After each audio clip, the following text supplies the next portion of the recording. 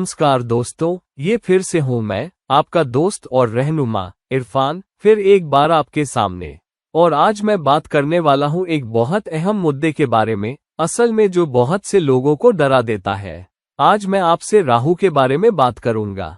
अब ऐसा क्या है जो लोगों को राहु से इतना खौफजदा कर देता है कि लोग जैसे ही राहु की दशा के करीब आते हैं या जब राहु की दशा सिर पर आ जाती है, उनकी रूह कांपने लगती है, वो घबरा जाते हैं, ज्योतिषियों से संपर्क करते हैं, कभी कभी उनकी नींद हराम हो जाती है, राहु की दशा चल रही है, मेरे साथ क्या होने वाला है, वगैरह वगैरह। अब देखिए, राहु एक छाया ग्रह है।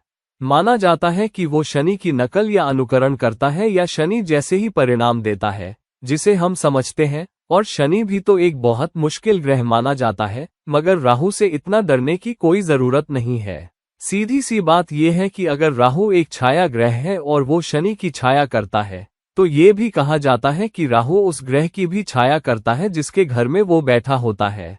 अब अगर आप एक उदाहरण लें, जैसे कर्क लग्न, वैदिक ज्योतिष के मुताबिक कर्क राशि, तो हम जानते हैं कि शनि 7वें और 8वें घर का मालिक है, इसलिए शनि एक मारक बन जाता है। अब हम जानते हैं कि कुछ राशियों के लिए शनि एक मारक ग्रह है, योग कारक नहीं, और हम जाहिर तौर पर यही मान बैठते हैं कि राहु भी उन्हीं राशियों के लिए एक मारक ग्रह होगा। हालांकि ऐसा बिल्कुल नहीं है।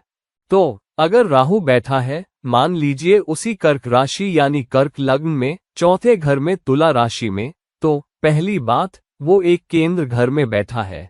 दूसरी बात, वो एक दोस्त शुक्र की राशि में बैठा है। और तीसरी बात, अगर शुक्र खुद जाकर बैठ जाए 11वें घर में और अपनी खुद की राशि वृषभ में, तो जाहिर है राहु कर्क लग्न वाले के लिए भी बहुत अच्छे नतीजे देगा। अब शुक्र की स्थिति बदल कर देखते हैं। 11वें घर वृषभ से, मान लीजिए 9वें घर मीन राशि में, तब भी राहु शुक्र की नकल करने की वजह से उसके घर यानी तुला राशि में चौथे घर में बैठने की वजह से फिर से बढ़िया नतीजे देता है। तो दोनों ही मिसालों में राहु एक योगकारक ग्रह बन जाता है, चाहे लग्न कर्क ही क्यों ना हो। तो मैं आपको कर्क या किसी और लग्न के भीतर ढेरों ऐसी स्थितियां बता सकता हूं जहां राहु को मारक माना जाता है, मगर कुछ खास स्थानों और कुछ शर्तों की वजह से वो योगकारक बन जाता है।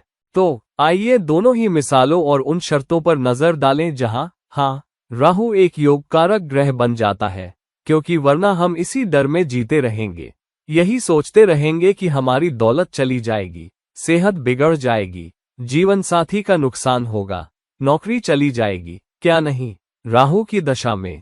तो चलिए फटाफट उन उदाहरणों पर आते हैं जहां राहु एक योगकारक ग्रह बन जाता है। किन हालात में राहु एक योग्यकारक ग्रह बनता है? लघु पराशरी में कहा गया है, यदि केंद्र त्रिकोण व निविष्ट स्तमोग्रहो नाथ नान्य तरानापि संबंध योग कारक, मतलब अगर राहु केंद्र में बैठा हो और त्रिकोण से संबंध रखता हो तो वह एक योग्यकारक ग्रह बन जाता है।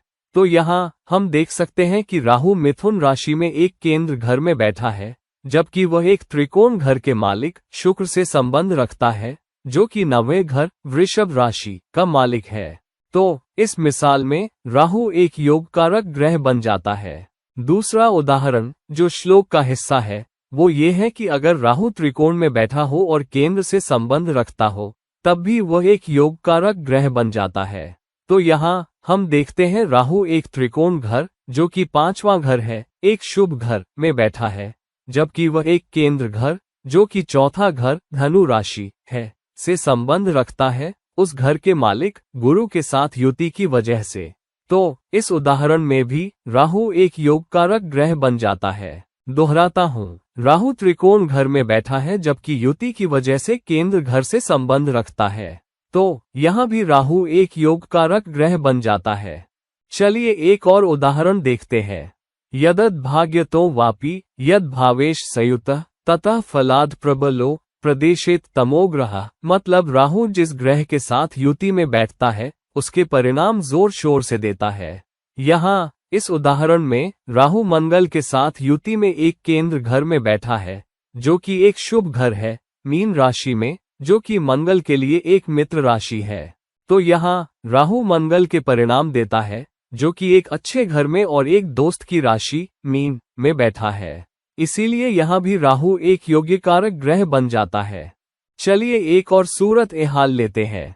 ये भी कहा जाता है कि राहु जिस घर में बैठता है उसके मालिक के परिणाम देता है, मतलब राहु अपने स्वामी के परिणाम देता है। तो यहाँ राहु तीसरे घर में वृश्चिक राशि में बैठा है, तो राहु घर के मालिक यानी मंगल के परिणाम देगा। अब मंगल चौथे घर में धनु राशि में बैठा है, जो कि मंगल के लिए एक मित्र राशि है, तो मंगल चौथे घर के अच्छे परिणाम दे रहा है। तो राहु जिस घर के मालिक की नकल करता है वो अपने आप मंगल के धनु राशि में चौथे घर के अच्छे परिणाम दे देता है। इस तरह राहु एक योगकारक ग्रह बन जाता है।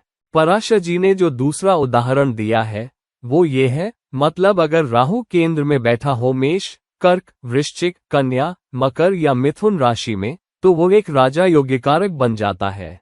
तो राहु का केंद्र में इनमें से किसी भी राशि मेष, कर्क, वृश्चिक, कन्या, मकर या मिथुन में बैठना उसे एक योगकारक ग्रह बना देता है। चलिए कुछ और हालात देखते हैं। ये भी कहा गया है कि राहु तीसरे, छठे और 11वें घरों में अच्छे नतीजे देता है, चाहे वो जिस भी राशि में हो, चाहे राहु के लिए शुभ राशि हो या अशुभ, चाहे वो राहु के लिए मित्र राशि हो या शत्रु राशि, वो तीसरे, छठे और 11वें घरों में अच्छे नतीजे देता है, जिन्हें उपचय घर भी कहा जाता है। और ये भी कहा गया है कि राहु दूसरे, 8वें और 12वें घर में तब अच्छे नतीजे देता है जब वो किसी शुभ राशि में हो या किसी शुभ ग्रह के साथ बैठा हो। तो अगर आप यहाँ देखें, राहु दूसरे घर में कन्या राशि में बैठा है, जो कि राहु के लिए एक मित्र राशि है। वो 12वें घर में बैठा है और वो 8वें घर में बैठा है। 12वां घर कर्क राशि है, जिसका मालिक एक शुभ ग्रह है, और राहु 8वें घर में मीन राशि में बैठा है, जिसका मालिक भी एक शुभ ग्रह है। अब यहाँ इस मिसाल में राहु 8वें घर में शुक्र के साथ बैठा है, जो कि एक शुभ ग्रह है। तो राहु इन तीनों में से किसी भी घर में अच्छे नतीजे देता है, चाहे वो ग्रह के साथ बैठा हो या नहीं। ये कहा जाता है कि राहु का स्वामी जब किसी अच्छे घर में युति में हो तो भी बहुत अच्छे नतीजे देता है। इस उदाहरण में आप देख सकते हैं राहु 12वें घर में कर्क राशि में बैठा है, जिस पर चंद्रमा का राज है। तो राहु का स्वामी चंद्रमा अब बैठा है 5वें घर में धनु राशि में गुरु के साथ, जो एक बहुत शानदार योग देता है, जो कि गज केसरी योग है। तो राहु का स्वामी का किसी अच्छे घर में होने का मतलब है कि राहु भी ऐसे ही नतीजे देता है, अच्छे परिणाम देकर, और इस तरह एक योगकारक ग्रह बन जाता है। यही बात एक दूसरे उदाहरण से भी दिखाई जा सकती है, जहां चंद्रमा और गुरु अब त्रिकोण की जगह एक केंद्र घर में बैठे हैं, जैसा कि पहले के उदाहरण में था। गज केसरी योग बना रहे हैं और इसलिए राहु गज केसरी की ताकत को और बढ़ा देता है। अब जबकि हमने देख लिया है कि राहु कहाँ योगकारक ग्रह बन जाता है, मेरे दोस्तों, हमारे लिए ये बात याद रखना बहुत जरूरी है।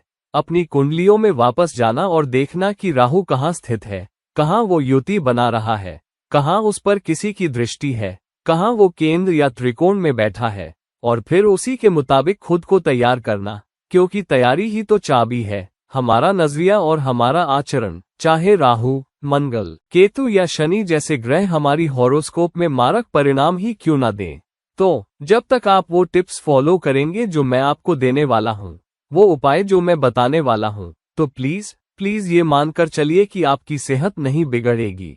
आप और दौलतमंद और खुशहाल और शांतिपूर्ण जिंदगी जिएंगे और आपकी जिंदगी और समृद्ध होगी। तो प्लीज इस वीडियो को लाइक करिए, प्लीज इस चैनल को सब्सक्राइब करिए, क्योंकि और भी वीडियो आने वाले हैं। और अगर आप मुझसे संपर्क करना चाहते हैं तो प्लीज नीचे दिए गए लिंक में मेरा ईमेल आईडी चेक कर लीजिए। और अगली मुलाकात तक आपका दिन शुभ हो।